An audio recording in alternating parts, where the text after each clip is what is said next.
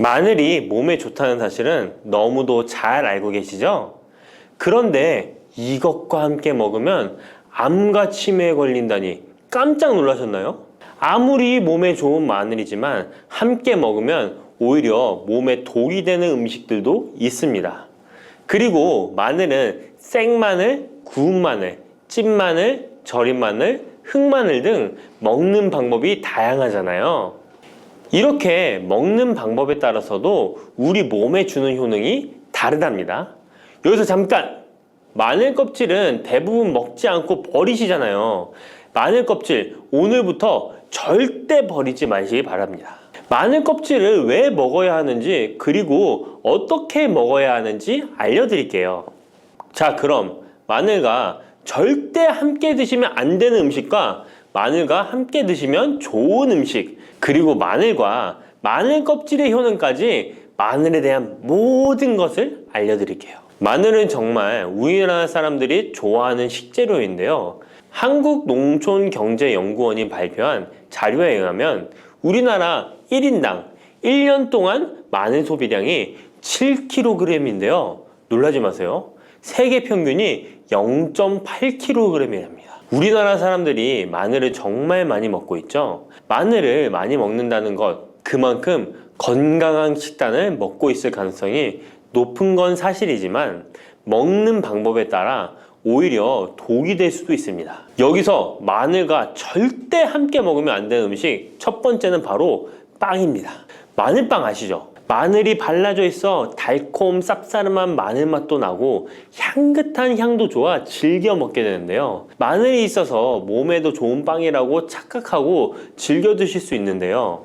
마늘빵은 절대 드시면 안 됩니다. 왜냐하면 빵의 재료인 밀가루는 탄수화물이 주 성분인데요.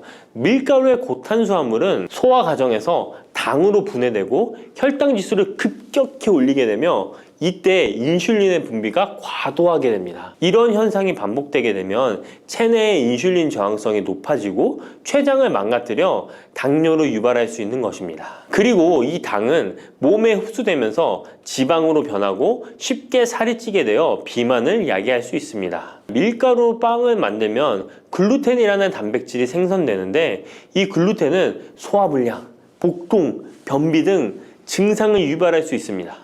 이뿐만 아니라 글루텐이 몸에 들어오면 장에서 에소루핀이라는 성분이 만들어지게 되는데 이 에소루핀은 중독성이 강해 밀가루 중독을 일으켜 빵 같은 밀가루를 과다 섭취하게 만든다는 것입니다. 마늘이 아무리 좋은 성분으로 항암작용, 항염증 작용을 한다고 해도 마늘빵으로 드신다면 아무 소용이 없는 것입니다. 그러면 마늘은 어떻게 먹어야 마늘의 효능을 극대화할 수 있을까요? 마늘은 생으로 드실 때도 물론 좋지만 익혀서 드실 때 더욱 좋습니다. 몸에 보약이 되는 마늘 먹는 법, 첫 번째는 마늘밥입니다. 국립농업과학원에 따르면 마늘의 S-알리시스테인 함량을 조리법에 따라 조사한 결과 생마늘일 때 S-알리시스테인 함량이 2.77mg 정도 되었고 삶기 시작한 후 30분이 지나면 4.92mg이 되었으며 1시간이 지났을 때 9.16mg으로 생마늘에 비해 무려 4배 이상이 많아진다고 했습니다. 뿐만 아니라 121도의 온도에서 1시간 동안 마늘을 쪘을 때 S-알리시스테인 함량이 50.24mg으로 생마늘보다 18배 정도 높았다고 연구 결과를 발표했습니다. 따라서 마늘을 드실 때는 1시간 이상 끓여서 드시는 것이 좋은데요. 이런 방법이 번거로워 추천드리는 방법이 바로 마늘밥입니다. 밥을 할 때 마늘을 넣는데요. 1인분에 마늘 3, 4알 정도씩 넣어서 밥을 하시면 됩니다. 현미가 있다면 현미를 넣은 마늘밥을 하시면 더욱 좋은데요. 현미 속에는 티아민이라는 성분이 있는데 마늘의 S-알리시스테인과 현미의 알리티아민 두 가지 성분을 모두 섭취하여 항암 효과뿐만 아니라 피로회복, 근육통 완화에도 좋은 밥이 되는 것입니다. 그럼 마늘밥을 하기 위해 마늘을 까고 나면 껍질은 어떻게 하셨나요? 버리셨나요? 오늘부터는 절대 버리지 말기 바랍니다. 마늘에 효능하면 첫 번째로 생각나는 것이 아마도 항암 효과일 거예요. 그런데 마늘 껍질을 통해 엄청난 항암 효과를 누릴 수 있는데요. 우리나라 연구진에서 연구한 결과 마늘 껍질을 70% 에탄올 용매로 반복 추출해서 만든 마늘 껍질 추출물이 암 예방 효과에 탁월한 효능이 있다고 발표되었습니다. 특히 유방암, 위암, 간암, 대장암, 폐암, 세포뿐 아니라 다양한 암세포에 대한 억제 효과가 있다고 했는데요. 그 중에서도 유방암 세포의 증식을 억제하는 데 효과가 가장 높았다고 합니다. 마늘 껍질의 두 번째 효능은 바로 심혈관을 튼튼하게 한다는 것입니다. 마늘 껍질은 마늘 알맹이보다 식이섬유가 4배, 폴리페놀이 7배나 많게 함유되어 있는데요. 식이섬유는 혈관 내에 나쁜 콜레스테롤을 흡착해 몸 밖으로 배출하는 데 도움을 주고, 항산화 성분인 폴리페놀은 콜레스테롤이 산화되는 것을 막아 나쁜 콜레스테롤이 만들어지는 것을 방지하는 데 효능이 있는 아주 중요한 성분입니다. 마늘 껍질에 함유된 알리신 성분은 혈중 지질을 낮춰 콜레스테롤과 중성지방을 낮추는 데 효과적인 성분입니다. 이를 통해 동맥경화를 방지하는 데 도움을 주어 심혈관 질환을 예방하는 데 좋은 성분인 것입니다. 또 마늘 껍질을 말려 분말로 만들어 음식에 넣어 드시면 비만을 막아주는 효과를 볼 수 있는데요. 식이섬유가 풍부해 지방의 흡수를 막고 나쁜 지방을 배출하는 데에도 탁월한 효능이 있습니다. 뿐만 아니라 체내 지방의 대사를 촉진하여 지방 분해가 빠르게 일어나 체지방을 제거하는 데 아주 효과적입니다. 그리고 마늘 껍질 분말로 드시는 방법 말고 차로도 드시는 방법이 있는데요. 마늘차 우리는 법을 알려드릴게요. 마늘 껍질을 깨끗하게 씻어 말린 다음에 기름을 두르지 않은 팬에 마늘 껍질을 넣고 볶아주어 수분을 없애줍니다. 이렇게 하는 이유는 수분을 없애는 것도 있지만 마늘 껍질을 열을 가하게 되면 항산화 성분인 폴리페놀과 플라보노이드 성분이 증가하기 때문입니다. 이렇게 수분을 없앤 마늘 껍질을 냉동실에다 보관하셨다가 드실 때 끓는 물에 소주 반 컵을 넣고 물 1리터, 마늘 껍질 15g 정도 넣고 끓여주시면 됩니다. 이렇게 끓인 마늘 껍질 차를 따뜻하게 드셔도 되고 냉장고에 넣어 시원하게 드셔도 괜찮습니다. 마늘이 몸에 좋다고 해서 꿀에 마늘을 재워 드시는 분 계시잖아요. 물론 꿀마늘이 몸에 좋은 분들도 계시지만 꿀과 마늘은 절대 함께 드시면 안 되는 음식입니다. 식품 비방이라는 문헌에 보면 꿀과 마늘은 함께 먹으면 안 된다라고 적혀 있는데요. 그 이유는 꿀과 마늘은 둘 다 열을 내는 뜨거운 음식이기 때문입니다. 꿀과 마늘을 함께 먹게 되면 체질이 맞지 않는 경우에는 부작용이 클 수 있기 때문입니다. 체질에 맞지 않는 분들이 이 꿀마늘을 드시게 되면 눈의 충혈이 잦아지고 노화가 빨라질 수 있습니다. 돋보기를 빨리 쓸 수 있게 된다는 거죠. 또한 두통이 생기며 피부에도 트러블이 생기는 부작용도 있으니 꼭 기억하시기 바랍니다. 당 섭취에 주의하셔야 하는 당뇨, 고지혈증을 갖고 계신 분들이나 암 환자분들은 절대로 꿀마늘을 드시면 안 됩니다. 그렇다면 마늘을 또 어떻게 드시는 것이 좋을까요? 바로 다양한 쌈채소와 함께 드시는 것을 추천드립니다. 마늘의 매운맛을 내는 알리신 성분이 혈관을 건강하게 하여 암을 예방하고 쌈채소를 통해 다양한 비타민과 무기질을 섭취하며 풍부한 항산화 물질도 섭취해 활성산소를 제거하고 혈관을 깨끗하게 해 노화를 방지하고 활력이 넘치는 건강한 몸이 될 수 있는 것이죠. 그런데 마늘을 반찬으로 만들어 드실 때 절대 드시면 안 되는 것이 있습니다. 그것은 바로 마늘장아찌입니다. 아니, 마늘장아찌가 왜? 라고 의문이 생기는 분들이 계시죠? 모든 마늘장아찌가 안 된다는 것이 아니라 설탕이 많이 들어간 마늘장아찌는 만들어 드시면 안 됩니다. 시중에 판매되는 마늘장아찌에는 설탕이 많이 들어가 있을 가능성이 높으니 절대 드시지 않기를 바랍니다. 몸에 좋은 마늘도 설탕과 함께 먹으면 오히려 독이 되는데요. 설탕이 많이 함유된 마늘장아찌를 드시게 되면 혈당이 급격하게 오르고 인슐린 저항성이 높아지며 혈액 속에 중성 지방이 많아져 혈액을 끈적하게 만들게 됩니다. 또한 설탕을 많이 섭취하게 되면 뇌에서 기억력을 담당하는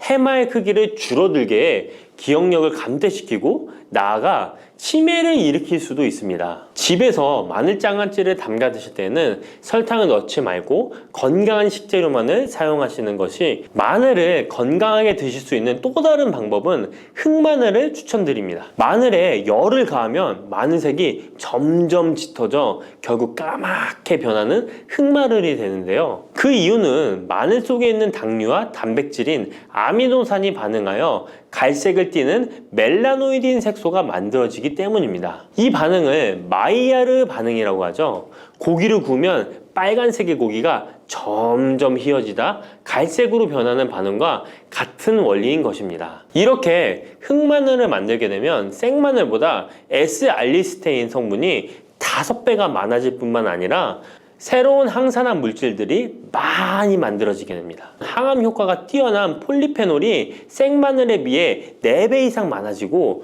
위액 분비를 촉진해 소화를 잘 되게 하는 효능도 있으니 잊지 마시고 흑마늘을 만들어 주시기 바랍니다. 마늘은 또 요리할 때 많이 사용하는 재료인데요. 마늘을 얇게 썰어 기름에 튀긴 마늘 튀김을 절대 드시면 안 됩니다. 기름에 마늘을 튀기면 마늘 향도 좋고 마늘의 매운맛은 없어지고 단맛은 좋아져 남녀노소 좋아하는 식재료가 되는데요. 뜨거운 기름에 튀긴 마늘은 우리 몸에 좋은 항산화, 항암 물질들을 파괴하고 몸에 안 좋은 탄수화물만 남은 음식이 됩니다. 마늘을 튀길 때 사용하는 기름은 오메가6 지방산이 많은 식용유를 사용하게 되는데요. 이런 기름을 많이 먹게 되면 몸 안에 지방산 불균형이 일어나 염증 수치가 높아질 수 있습니다. 튀긴 마늘을 섭취하게 되면 당 독소 또한 높아져 결국 우리 몸에 인슐린 저항성이 높아지는 악영향을 주는 것이죠. 만약 기름에 튀긴 마늘을 드시고 싶다면 한 가지 방법이 있는데요. 그것은 올리브유를 사용하시고 불을 오래 가열하지 말고 살짝만 가열하여, 마늘도 튀기듯이 오래 하지 말고 살짝만 익혀서 드시면 향도 좋고 몸에도 좋은 마늘을 드실 수 있습니다. 올리브유를 이용한 마늘을 드시는 방법 하나 더 알려드리겠습니다. 그것은 올리브유에 마늘을 재워 먹는 방법인데요. 먼저 마늘을 끓는 물에 넣어 5분 정도 데쳐주시고요. 소독된 병에 마늘을 담고 올리브유를 가득 담아줍니다. 이때 통후추를 조금 넣어주면 풍미를 더욱 높일 수 있습니다. 올리브유와 마늘이 만나 항산화 성분, 항암 물질이 극대화되어 혈관을 튼튼히 하고 혈전의 생성을 막고 혈류를 원활하게 하여 치매를 예방하고 심장마비와 뇌졸중까지 예방할 수 있는 보약이 되는 것입니다. 이렇게 만든 마늘 올리브유 절임은 반찬으로 드셔도 좋고 생선 요리를 할 때 이 마늘을 으깨어 생선에 발라주면 생선 비린내를 잡아줄 뿐만 아니라 마늘과 올리브유의 풍미가 더해져서 더욱 맛있는 요리가 될 수 있습니다. 이렇게 좋은 마늘도 드실 때 주의하셔야 할 분들이 계신데요. 마늘의 효능 중에 혈전을 제거하고 혈류를 원활하게 하는 효능이 있었잖아요. 이런 효능이 혈액을 묽게 만들기 때문인데요. 와파린, 아스피린 같은 혈전 용해제를 복용하시는 분들이 마늘을 많이 드시게 되면 상처가 났을 때 피가 잘 멈추지 않을 수 있으니 주의하시기 바랍니다. 평소 위염이나 위궤양이 있어서 위가 안 좋으신 분들은 마늘에 알리신 성분이 위 점막을 자극하여 증상이 악화될 수 있으니 주의하시기 바랍니다. 그리고 과민성 대장 증후군이 있는 분들도 마늘을 많이 드시게 되면 복통이 일어날 수 있으니 마늘은 조금만 드시길 바랍니다. 시래기 다들 좋아하시나요? 저는 된장국 중에 시래기를 넣은 시래기 된장국이 제일 맛있더라고요. 겨울철에 자주 먹는 음식 재료인 시래기는 예로부터 한국인의 밥상에 올라온 식재료라 매우 친숙하죠.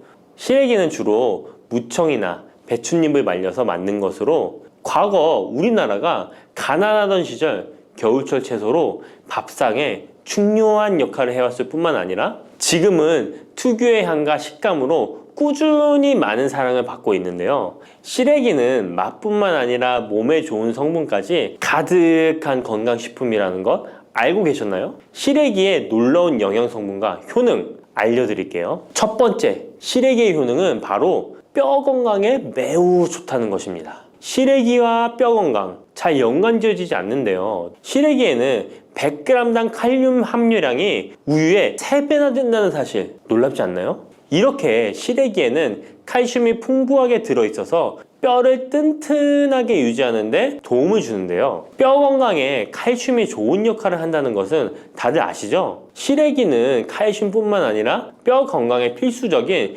비타민 D와 비타민 K도 함유되어 있어요. 비타민 D는 뼈의 칼슘 합성을 도와주고 비타민 K는 뼈의 형성과 유지에 중요한 역할을 해주는데요. 비타민 K는 오스테오칼신이라는 단백질의 생성을 촉진하여 뼈의 형성을 돕고 뼈의 분해를 억제하여 뼈 손실을 예방하는 효과가 있는 거죠. 그래서 시래기를 꾸준히 섭취하면 칼슘과 함께 다양한 미네랄들이 뼈에 좋은 영향을 미쳐 건강한 뼈를 유지하는 데 효과적입니다. 시래기를 잘 익혀서 먹으면 더 흡수율도 좋아지는데요. 이는 뼈 건강에 아주 중요한 부분이라고 할 수 있습니다. 특히 중년과 노년층에서는 뼈 밀도가 낮아져 골다공증이나 골절 위험이 높아지기 때문에 칼슘을 충분히 섭취하는 것이 중요합니다. 두 번째, 시래기는 장 건강에 좋은 영향을 미칩니다. 시래기는 식이섬유가 매우 풍부한 식품인 거 다들 아시죠? 시래기는 무청을 말린 것인데요. 그늘에 말리기만 했을 뿐인데 식이섬유가 무청의 4배 정도 된다는 사실 참 신기하죠? 시래기에 함유된 식이섬유는 장 내에서 물과 함께 팽창하여 변을 부드럽게 만들어주어 장 운동을 원활하게 도와주는데요. 이러한 작용은 장의 연동 운동을 촉진시키고 변비 예방에도 장 건강을 유지하는 데 효과적입니다. 또한 시래기는 장내 유익한 세균에게 영양을 공급하는 역할도 하는데요. 장내 유익한 세균은 시래기의 식이섬유를 먹고 번식하며 또 장에 좋은 유익균들이 자랄 수 있는 환경을 만들어주고 이는 장내 세균의 다양성과 균형을 유지하는 데 도움을 줍니다.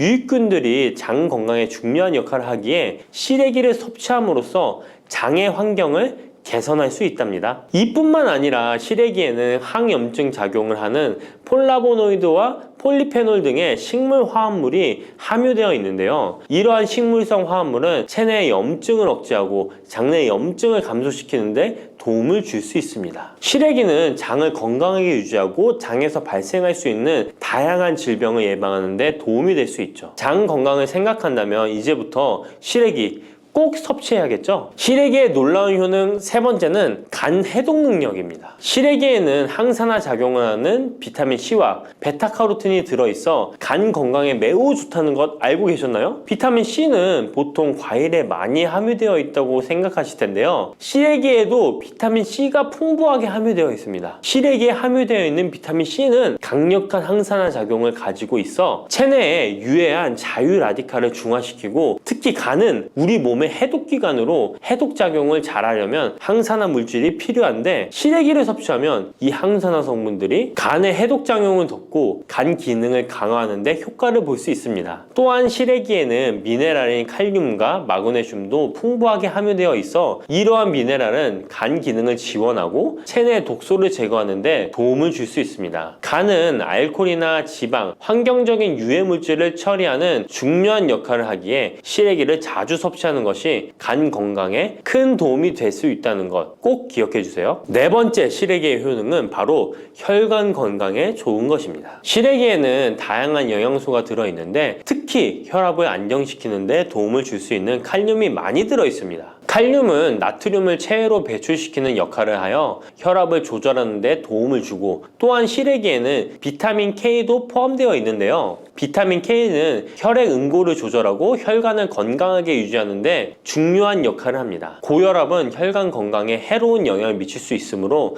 칼륨이 풍부한 시래기를 섭취하면 혈압을 조절하여 혈관 건강을 유지할 수 있습니다. 국립농업과학원에서 시래기를 가지고 연구를 진행했는데요. 시래기를 5주 동안 꾸준하게 섭취한 실험쥐군들의 혈압이 일반 대조군 쥐들에 비해 혈압이 23% 유의미하게 감소했다는 결과입니다. 특히 혈압을 걱정하시는 노년분들은 시래기를 꾸준히 섭취하면 혈관 건강을 지키고 고혈압이나 동맥경화 같은 질병을 예방하는 데 도움을 줄 수 있겠죠? 몸에 좋은 시래기, 이것과 먹으면 찰떡궁합인 거 아시나요?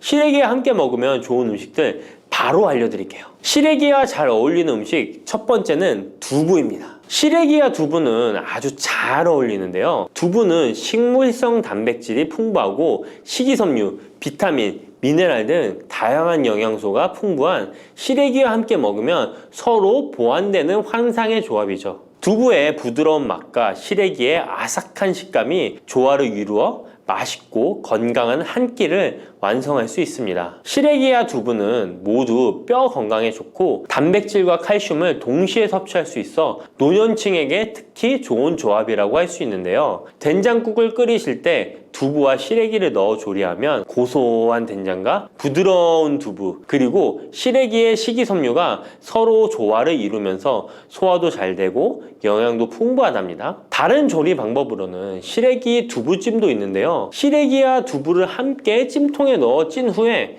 간장, 다진 마늘과 파, 참기름 등의 양념을 넣어 시래기에 잘 묻힌 뒤 양념된 시래기를 쪄둔 두부에 돌돌 말아주는 건데요. 이렇게 요리해 드시면 부드럽고 고소한 맛이 일품이랍니다. 두 번째, 시래기와 어울리는 한상의 궁합 음식은 바로 버섯입니다. 버섯은 저칼로리이면서도 식이섬유, 미네랄이 풍부한데요. 또한 항산화 물질도 많아 면역력 강화에 매우 좋고 다이어트와 건강에 좋은 음식이죠. 버섯에는 비타민 D가 풍부해 뼈 건강에 좋고 항암 효과도 있다고 알려져 있고 버섯 또한 칼륨이 함유되어 있어 혈압을 조절하는 데 도움을 줍니다. 시래기와 버섯을 함께 조리하면 서로의 영양이 보완되고 잘 결합되어 더욱 건강한 요리를 만들 수 있습니다. 시래기와 버섯을 함께 넣고 찌개나 국을 만들면 시래기의 깊은 맛과 버섯의 향긋하고 고소한 맛이 어우러져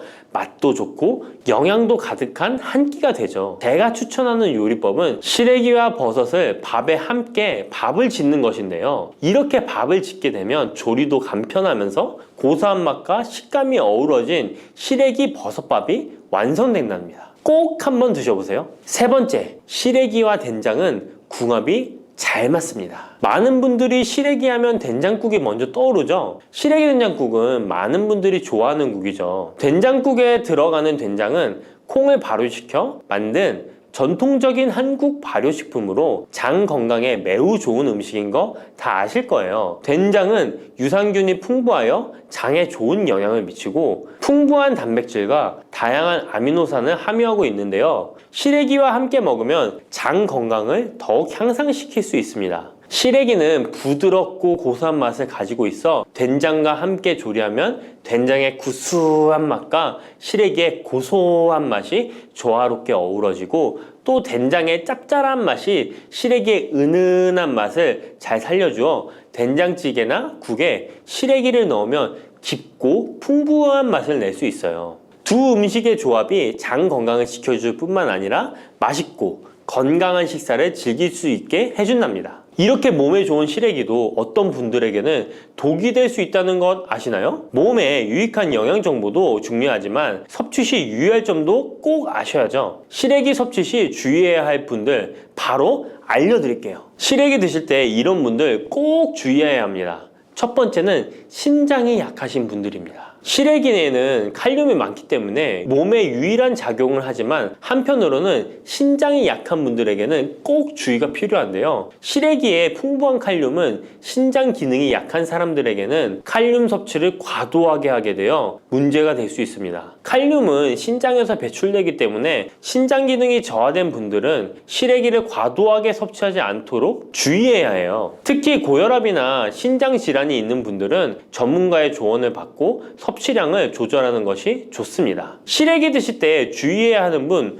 두 번째는 바로 소화기관이 약하신 분들입니다. 시래기는 식이섬유가 풍부한 식품으로 이 역시 몸이 건강한 분들에게는 유익한 성분이지만 소화기관이 약해지신 분들이 과도하게 섭취하게 될 경우 위장에 부담을 줄 수 있어요. 특히 장이 민감한 분들은 식이섬유가 장을 과하게 자극하고 불편하지 않게 하기 위해서 과식하지 않도록 주의하는 것이 좋습니다. 너무 많은 양을 먹으면 배가 불편하거나 소화불량을 일으킬 수 있기 때문에 적당히 섭취하는 것이 중요하다는 것 꼭 유의해 주세요. 고소한 호두 좋아하시는 분 많으시죠? 호두는 그 자체로도 훌륭한 간식이지만 저는 특히 커피와 먹는 것을 좋아하는데요. 이렇게 맛도 좋고 건강에 이롭다고도 잘 알려진 호두, 혹시 그냥 막연하게 몸에 좋다고만 알고 있지는 않으신가요? 호두는 견과류의 일종으로 기원전 7,000년 전 고대부터 인류가 친숙하게 섭취해온 식품인데요. 인류가 이렇게 오래전부터 호두를 섭취해왔다니 놀라신 분 계신가요? 이렇게 호두는 아주 옛날부터 인류에게 많은 영양소를 제공해 주었는데요. 호두에는 단백질, 비타민, 미네랄 등 여러 가지 영양소가 풍부하게 들어있다는데 이렇게 풍부한 영양소가 함유된 호두가 주는 몸에 이로운 점 바로 소개해 드릴게요. 첫 번째 호두의 놀라운 효과는 바로 노화 방지입니다. 호두에는 폴리페놀과 비타민 E 같은 강력한 항산화 물질이 풍부하게 들어있다는 사실 알고 계셨나요? 호두에는 폴리페놀과 비타민 E 같은 항산화 물질이 다량 함유되어 있는데요. 항산화 물질은 체내 유해산소를 제거하고 세포 손상을 방지하는 역할을 해주는데 노화 방지와 관련이 깊은 성분으로 피부 건강을 유지하고 노화 과정을 늦추는 데 도움이 되죠. 또한 항산화 물질은 면역력 향상에도 도움을 주어 감기나 질병에 대한 저항력을 키워주는데요. 자유라디칼은 우리 몸의 세포를 손상시켜 노화와 관련된 여러 질병을 일으킬 수 있는데 호두에 함유된 항산화 물질은 자유라디칼로부터 세포를 보호하여 세포 노화를 늦추는데 중요한 역할을 해준답니다. 또한 호두의 풍부한 오메가3 지방산은 피부 건강에 많은 도움이 되는데요. 오메가3는 피부 탄력을 유지하고 피부에 수분을 보충해 주는데 꼭 필요한 성분이죠. 특히 피부가 노화되면서 생길 수 있는 주름과 피부 처짐을 예방하는데 매우 도움이 된답니다. 두 번째 호두의 놀라운 효능은 바로 뇌 건강 유지입니다. 호두의 외형이 뇌를 닮아 예로부터 뇌에 좋다고 잘 알려져 있는데요. 외형만 닮았다고 뇌에 좋다는 것이 아닌 것 알고 계시죠? 호두에는 오메가3 지방산이 풍부하게 들어있습니다. 오메가3는 주로 생선에서 많이 발견되는 성분으로 알려져 있지만 호두에도 그만큼 많은 양이 들어있죠. 해외 알츠하이머 저널에서는 호두가 산화 스트레스와 염증을 줄여주므로 알츠하이머 발병과 진행을 늦추거나 위험을 줄여준다는 연구 결과를 발표했는데요. 호두에는 오메가3 지방산인 알파리놀렌산이 풍부하고 이 성분은 뇌세포를 보호하고 인지 기능을 향상시키는데 중요한 역할을 해주며 뇌의 기능을 활성화시켜 치매와 같은 뇌질환을 예방하는데 도움을 줄 수 있다는 것이죠. 뇌 기능이 저하되지 않도록 돕는 호두는 노화로 인한 인지 저하를 늦추는데 중요한 역할을 합니다. 또한 호두는 비타민 E 또한 풍부하여 뇌의 노화 방지에 도움을 줍니다. 비타민 E는 강력한 항산화 작용을 통해 뇌세포를 보호하고 기억력과 인지 기능을 개선하는 데 도움을 주며 산화 스트레스로부터 뇌를 지켜줍니다. 이는 알츠하이머와 같은 치매를 예방하는 데 중요한 역할을 한다는 사실, 뇌 건강을 위해서는 이제부터 호두를 꼭 드셔야겠죠? 세 번째 호두의 효능은 바로 뼈 건강에 도움을 주는 것입니다. 호두가 뼈에 좋다는 사실 알고 계셨나요? 좋은 영양소가 많이 들어있다는 것은 알아도 뼈에 좋다는 건 생소하신 분들이 있으실 텐데요. 호두가 뼈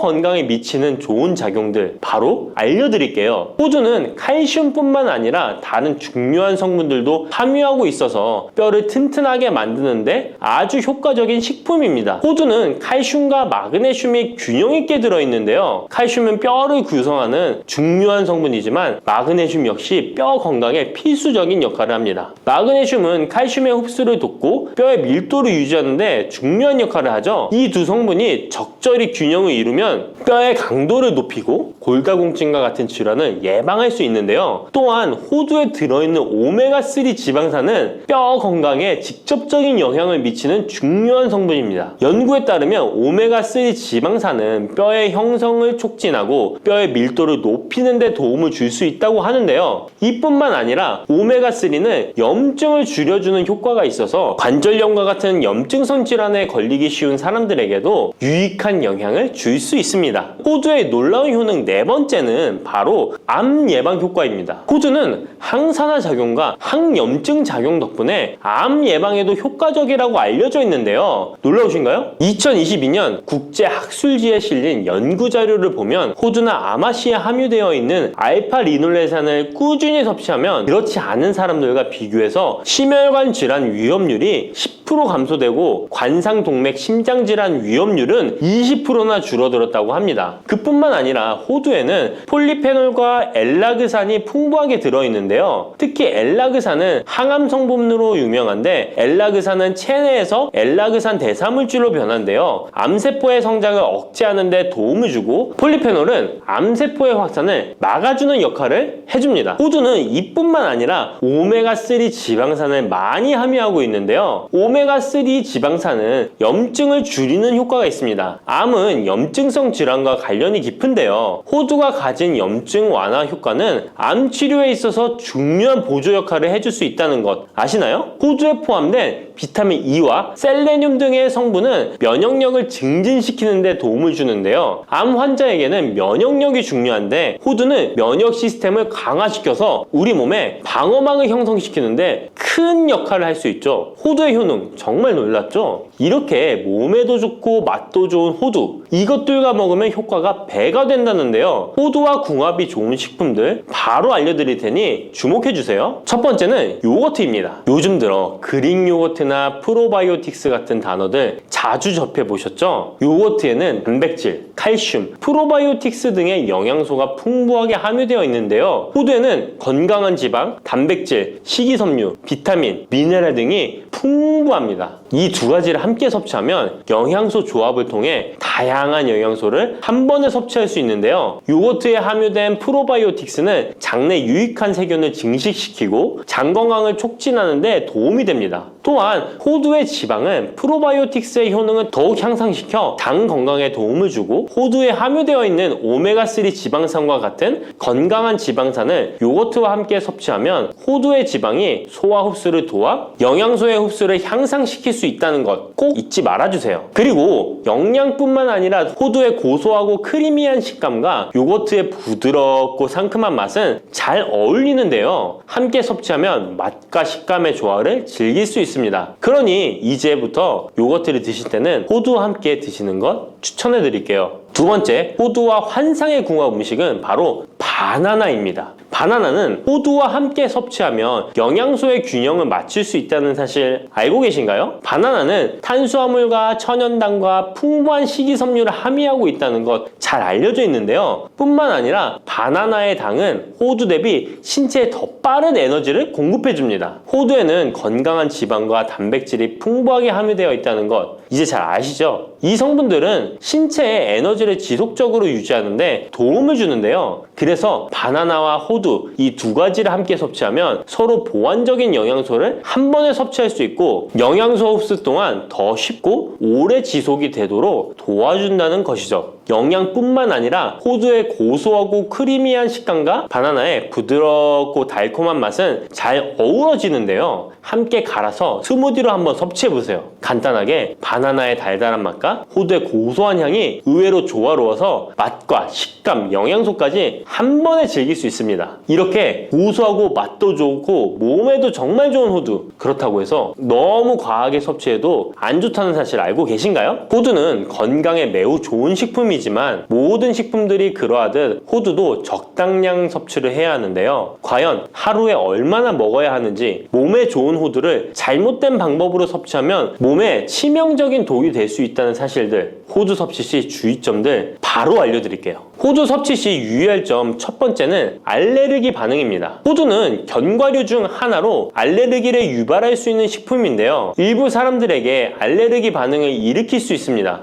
호두 알레르기가 있는 경우 호두를 섭취했을 때 입술이나 혀 또는 얼굴이 부풀거나 호흡곤란을 겪을 수 있는데 이는 개개인의 신체 증상에 따라 매우 위험할 수도 있습니다. 경우에 따라 목숨도 위험할 수 있는데요. 만약 이런 증상이 발생하면 즉시 호두 섭취를 중단하고 필요시 의사와 상담해야 합니다. 알레르기가 있는 사람은 호두를 피하는 것이 매우 중요합니다. 호두 섭취 시 주의할 점 두 번째는 과도한 섭취입니다. 호두는 100g당 650칼로리로 매우 고칼로리 음식입니다. 하루 섭취량을 과도하게 초과하면 체중 증가를 유발할 수 있는데요. 호두에는 지방이 많이 함유되어 있지만 대부분 불포화 지방이라 건강에 유익하다고 알고 있지만 칼로리가 높기 때문에 적당한 양을 섭취하는 것이 중요합니다. 하루 20에서 30g 정도, 이는 약 5에서 7알 정도 되는데요. 쪽으로 봤을 때 10개에서 15쪽이 적당합니다. 호두 섭취할 때 꼭 기억해 주세요.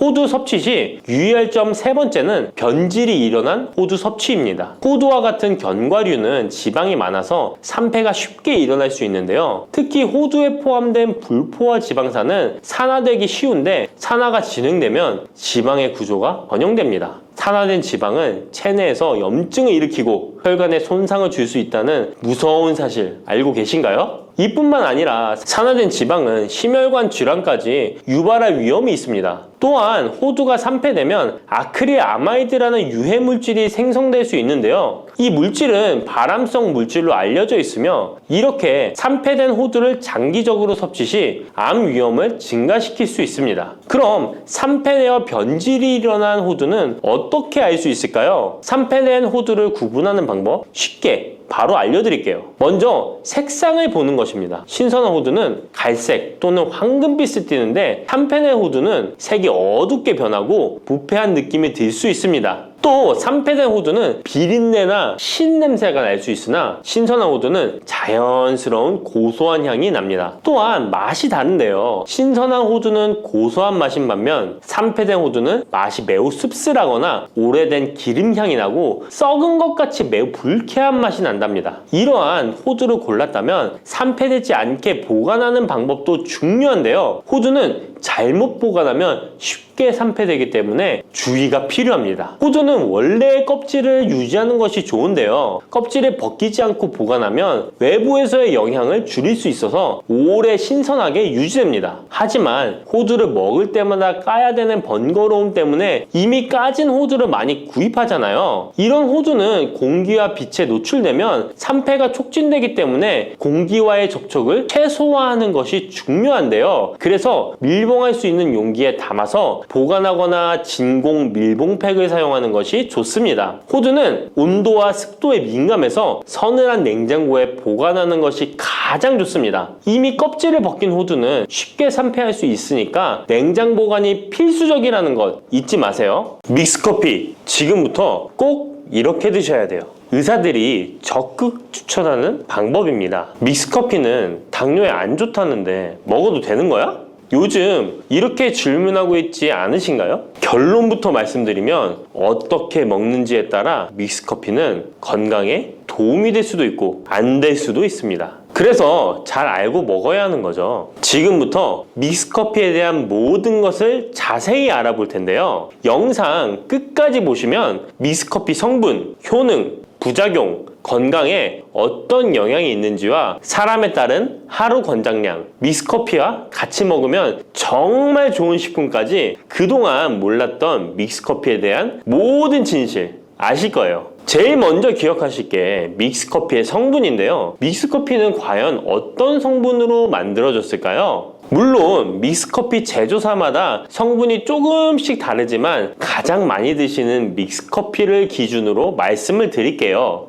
믹스커피 성분 첫 번째는 프림입니다. 프림의 원료는 코코넛의 속살인데요. 코코넛 과육에서 채취한 식물성 지방을 분말로 만들어서 믹스커피의 프림으로 사용하는 것입니다. 근데 이 프림이 지방이니까 몸에 안 좋고 콜레스테롤 수치를 높인다 하는 분들도 있고 식물성 지방이라서 오히려 몸에 괜찮다 하는 분들도 있는데요. 어떤 게 맞는 걸까요? 정확히 말하자면 프림에 들어있는 지방은 코코넛에 추출한 식물성 지방이 맞긴 하지만 콜레스테롤을 대놓고 올리는 나쁜 포화지방이 맞습니다. 그런데 여기서 기억하셔야 할 것이 있는데요. 프림에 사용되는 주요 성분인 야자유는 중쇄지방산으로 일반적인 포화지방산과는 조금 다릅니다. 이 중쇄지방산은 일반적으로 체내에서 빠르게 흡수되어 에너지원으로 전환됩니다. 또한 일반적인 포화지방산과는 다르게 심혈관 건강에 악영향을 미치지 않고 소화에도 도움을 줄 수 있는 지방산이에요. 또한 믹스커피 프림에 들어있는 포화지방산은 그 양이 완전히 적다는 것입니다. 요플레 하나 정도에 들어가 있는 양이라고 할 수 있죠. 요플레는 건강을 위해 드시잖아요. 결국 믹스커피에는 몸에 안 좋은 포화지방산이 들어있지만 소량이라서 콜레스테롤 수치에 영향이 하루 한 잔 정도로는 매우 크게 좌지우지할 수 없다고 할 수 있습니다. 그리고 콜레스테롤에 대한 것도 잘 아셔야 하는데요. 우리가 식사하면서 섭취하는 콜레스테롤은 약 20%를 차지하고 나머지 80% 정도는 필요한 만큼 신체에서 자연적으로 합성됩니다. 그렇기 때문에 단순히 커피 한 잔 정도를 마신다고 해서 콜레스테롤 수치가 급격히 올라가거나 건강에 이상을 끼칠 정도의 영향을 주지는 않는다는 거죠. 믹스커피 성분 두 번째는 설탕입니다. 설탕은 당 성분으로 칼로리가 높아서 당연히 몸에 안 좋은 걸로 알고 계실 거예요. 더군다나 믹스커피에 들어있는 설탕은 정제 과정을 거친 백설탕이라 일반적인 설탕보다 흡수 속도가 어마어마하게 빠릅니다. 즉 믹스커피를 마신 후 만족감을 쉽게 느끼는 것은 그만큼 흡수율이 빠르기 때문인데요. 이 당이 소화 과정을 거치지 않고 곧바로 혈액에 녹아들게 됩니다. 왜 안 좋은지 아시겠죠? 근데 여기서 반전이 있어요. 믹스커피에는 설탕이 5g 정도밖에 안 들어있다는 건데요. 쉽게 설명하자면 우유 200ml 한 잔이 칼로리가 135칼로리 정도 되고요. 단순당 함량은 10g 정도 됩니다. 그리고 콜라 한 캔의 칼로리는 100칼로리 정도 되고 단순당 함량이 27g 정도 됩니다. 그리고 요구르트는 큰 거 말고 작은 요구르트도 칼로리가 45칼로리에 단순당 함량도 9g 정도 되는데요. 그렇다면 믹스커피 한 잔에 들어있는 칼로리는 얼마나 될까요? 믹스커피 한 잔에는 칼로리가 50칼로리 정도 들어있고요. 단순당은 6g 정도 들어있어요. 칼로리를 먼저 보자면 작은 요구르트 한 병 정도 수준인 거예요. 콜라랑 비교해봐도 콜라 절반 정도 수준이고 우유 200ml 한 잔하고 비교하면 3분의 1 정도 되는 거예요. 우유는 건강에 좋다고 드시는 경우가 많은데 칼로리로만 보면 믹스커피가 더 좋아 보이죠? 물론 칼로리만 비교할 수는 없겠죠. 그 다음에 단순당을 한번 비교해 볼게요. 단순당이 믹스커피 한 잔이 5g인데 작은 요구르트랑 비교해도 절반 정도 수준이고 콜라 한 캔이랑 비교하면 6분의 1 정도 수준이에요. 그리고 우유 200ml랑 비교해도 절반 수준인 거죠. 이렇게 비교하면 요구르트나 우유, 콜라 절대 먹지 말아야 하는 거 아니야? 이렇게 생각하실 수 있는데 그게 아니고요. 믹스커피가 그만큼 칼로리와 단순당이 생각하시는 것보다는 적다는 거예요. 칼로리와 단순당이 높으면 당연히 몸에 안 좋을 수 있는데 생각하시는 것처럼 믹스커피에 많지 않고 적응량이니 하루에 5잔, 6잔씩 매일 꾸준히 드시는 거 아니면 심각한 질환을 초래할 만큼 영향을 끼치지는 않습니다. 그러면 하루에 몇 잔까지 먹는 게 괜찮을까요? 일단 당뇨가 있거나 당이 높으신 분들은 하루 한 잔 정도가 적당한데요. 식후 3시간 정도 후에 드시는 걸 추천드립니다. 그리고 당 체크를 계속 하시니 당 수치가 높지 않으시면 2잔 정도까지 드셔도 괜찮으실 거예요. 당뇨가 없으신 일반인 분들은 하루에 2잔에서 3잔까지도 상관이 없으시고요. 그렇다고 이를 매일매일 드시는 것은 적은 양이라도 몸속에 쌓이기 때문에 그리 좋지는 않다는 거 다들 알고 계시죠? 그래도 건강을 위해 미리 예방하는 차원에서 식후 바로 드시지 마시고 2시간 정도 후에 드시면 좋습니다.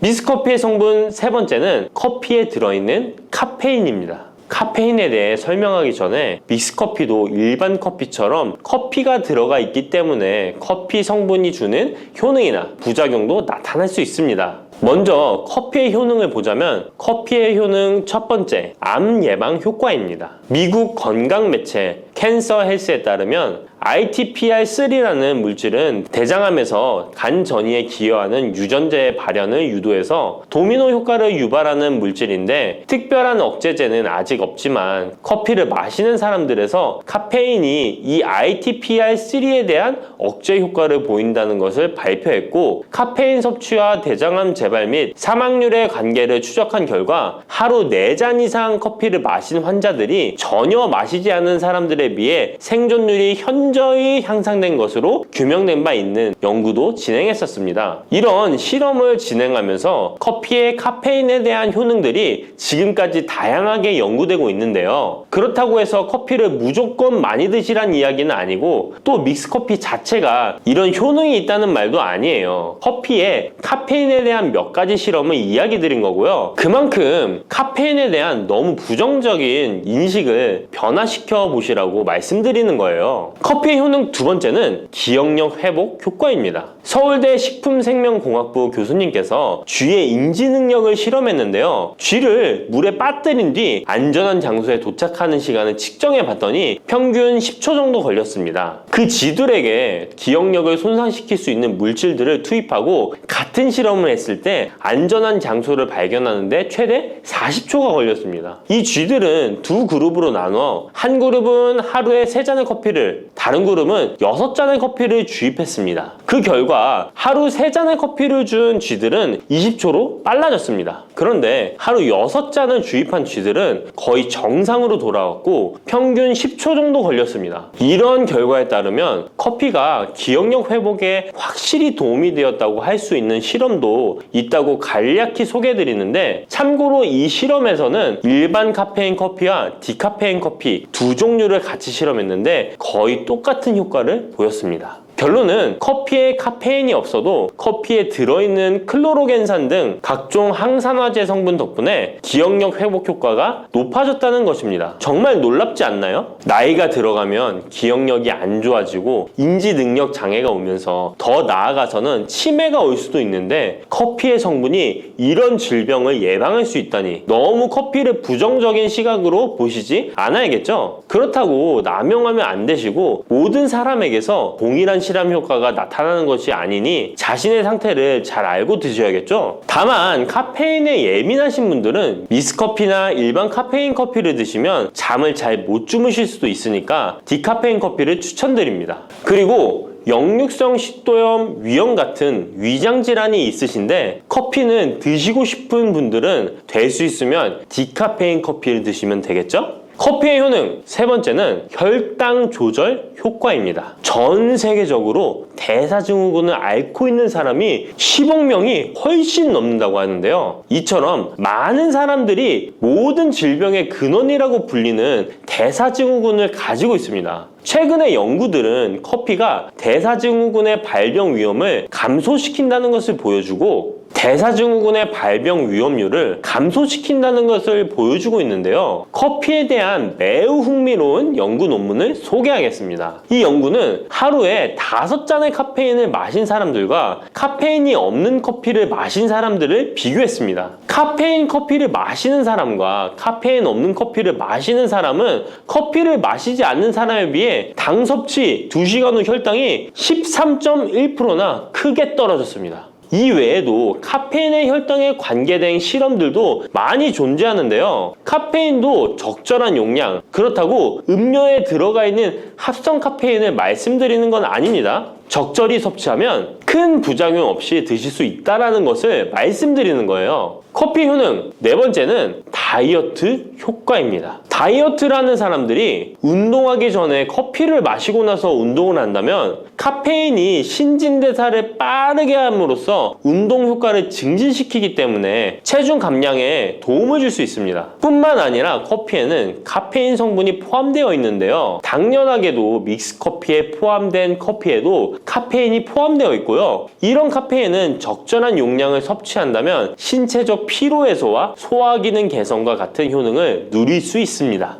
오전에 커피 한 잔을 마시면 화장실에 가고 싶어지는 것도 커피에 카페인 성분이 장 운동을 활발하게 해주는데 영향을 주기 때문입니다. 카페인 성분이 장 운동을 활발하게 해주는데 영향을 주기 때문입니다. 물론 이뇨작용도 활발히 해줘서 소변도 조금 더 많이 보게 되긴 합니다. 다시 돌아가서 믹스커피에 들어있는 세 번째 성분 카페인에 대해 알아볼게요. 믹스커피에 포함된 카페인 용량은 제품마다 차이가 있을 수 있어요. 하지만 평균적으로 60mg 가량의 카페인이 한 잔 용량의 믹스커피에 포함되어 있는데요. 이는 일반적인 아메리카노 대비 3분의 1 수준에 해당하는 수치입니다. 결과적으로 믹스커피의 카페인은 일반 아메리카노보다도 훨씬 적게 들어있는 거죠. 그렇다면 식약처에서 권고하는 카페인 1일 최대 섭취량은 얼마나 될까요? 일반 성인의 경우 카페인 최대 섭취량은 400mg 정도이고요. 어린이나 청소년은 체중 1kg당 2.5mg 이하, 임산부는 200mg 정도입니다. 그러나 임산부의 경우에는 카페인이 태아에 미치는 영향이 조금이라도 있으니 안 드시는 게 좋겠죠? 콜라 한 캔에 카페인이 보통 35mg 정도 들어있으니 믹스커피가 카페인 함량도 크지 않다는 걸 알 수 있습니다. 여기서 잠깐! 그렇다면 믹스커피와 같이 먹었을 때 효과를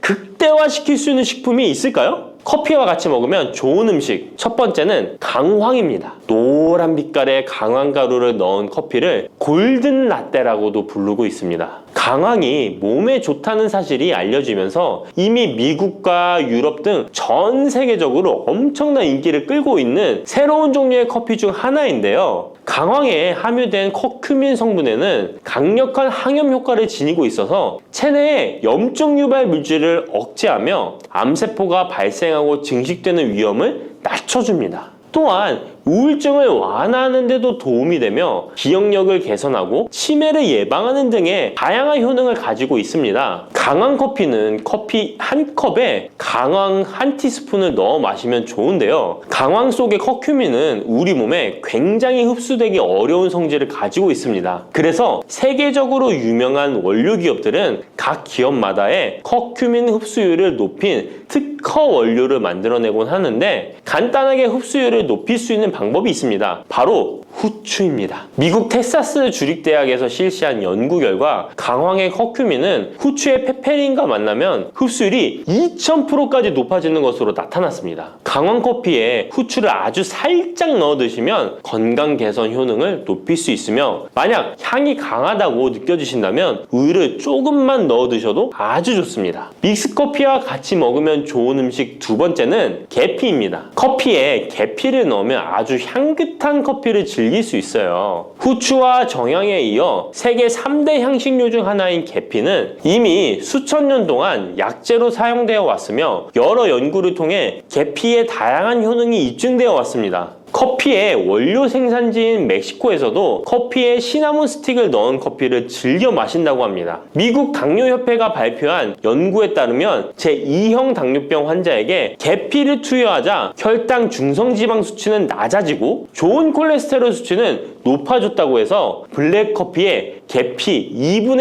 1 티스푼을 넣은 후에 섞어 마시는 것이 황금 비율이라고 하니 한번 참고해서 드셔보시면 좋을 것 같네요. 특히 혈액순환에도 아주 좋습니다. 믹스커피와 같이 먹으면 좋은 음식 세 번째는 생강입니다. 강력한 항산화 성분을 가진 생강은 커피에 넣어 함께 곁들여 마시면 생강의 알싸한 맛이 부드러워지면서 향긋한 생강커피를 즐길 수 있습니다. 생강의 매운맛을 내는 쇼가올과 진저롤 성분이 혈중 콜레스테롤을 낮춰서 동맥경화나 뇌경색 등을 예방하며 항염, 항암 효과가 뛰어나서 암을 유발하는 종양세포의 성장을 억제하는 등의 다양한 효능을 지니고 있습니다. 특히 기관지를 확장시키는 효과가 있어서 기관지염이나 천식, 비염을 달고 사시는 분들은 자주 섭취하시면 아주 좋습니다. 추가로 생강에는 디아스타제라는 단백질 분해 요소가 있어서 식후 커피에 생강가루를 넣어 마시면 장 운동을 촉진해 더부룩한 속을 해소하는 데에도 도움을 얻을 수 있습니다. 드시는 방법은 커피 한 컵에 생강가루 한 티스푼을 넣어 드시면 되고, 생강의 맛이 걱정되신다면 처음에는 조금씩 넣어서 서서히 맛을 익혀가는 것도 좋은 방법이라고 할 수 있습니다. 제가 말씀드린 방법이 무조건 믹스커피를 먹어라 먹지 말아라 하는 말은 아니고, 믹스커피에 대한 오해와 건강을 걱정하시는 분들께 어떤 식으로 먹으면 조금이나마 건강에 대한 걱정을 덜게 만들어 줄까 하는 의문에서 시작한 것이기 때문에 오해 말고 편안하게 들어주시면 좋겠습니다.